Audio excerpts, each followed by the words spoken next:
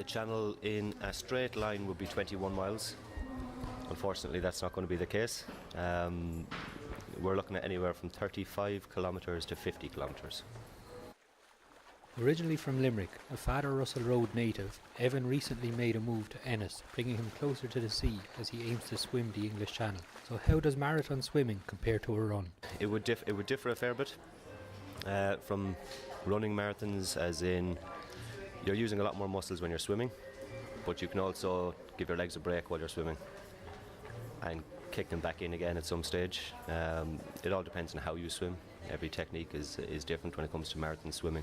It's different more in the fact that it's more mental in a marathon swim than it would be in an actual marathon. You can stop and walk if you want. You can't stop and tread water for too long, or the tide's going to take you back and you're starting from square one again. What motivates somebody to start a 2-year journey like this, taking on a challenge which is conquered by less people than Everest? Main motivation for the challenge would be the charity work. Raising money for Make-A-Wish Ireland, hopefully up to €25,000.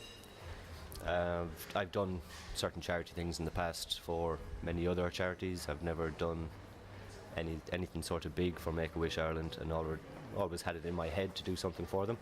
This being obviously the biggest challenge, I said Make-A-Wish would be it. I have kids myself, so God forbid if anything happened, they'd be there for them as well, you know. Even with the motivation on his side, a journey such as this will come with its challenges. The biggest challenge I faced over the last 2 years would be trying to acclimatise my body to under 15-degree water temperatures, which I still haven't hit the nail on the head with it yet.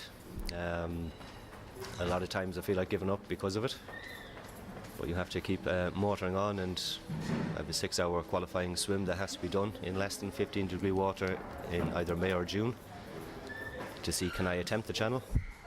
So this is the biggest hurdle, and will be the biggest hurdle until I get to that point. Yeah. If that day doesn't work out, unfortunately there is no backup plan. This has to be done.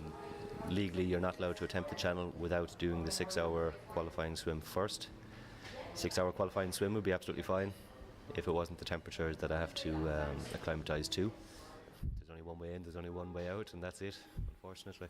Accompanied by a small crew on the day, Evan will be joined by support swimmer Dave Lindop, who will help the Limerick swimmer achieve his goal. My role is, there's rules on what I have to do. I'm kind of a pacemaker for Evan.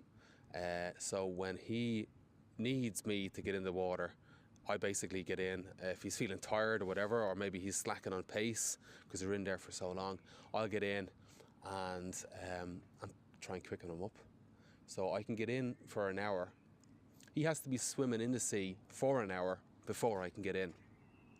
And then I can get in for an hour every other hour after that, So the maximum amount of time in one go is 60 minutes that I can be in the sea, and then I get back out. And he thinks he might only need me to jump in, I don't know, 3 or 4 times or something, So we'll see how it goes. Yeah.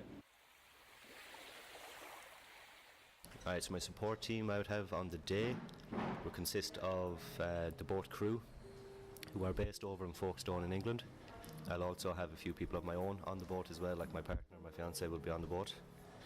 I do have a support swimmer, David Lindop from Naas, who is allowed to jump in with me for an hour during the swim if I need it, if it's as a pick-me-up more so than anything else, a bit of encouragement. And I will have feeders on the boat as well, who will feed me every half an hour for 10 seconds with some food and drink on the end of a fishing pole, basically. And that's my support. Dave knows the challenges Evan has ahead of him. The real big challenge is the two major things is the mental difficulty that comes along with it and the cold. So you get into the sea as early as you can to try and build up cold water resistance. Okay, you might start off by even a minute or 2-3 minutes this time of year in April, and then just build it up as it goes on before the season starts.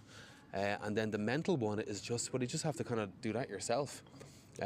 Because he's going to be swimming across the channel, so there's no features. If you go for a run or a marathon, you can kind of say, well, I'm going to run to the corner here, see how I feel, and I'm going to keep on going. Whereas in the sea, everything looks the same. There's no points where you can say I'm going to swim to that, and then I'm going to, you can break it down into little pieces.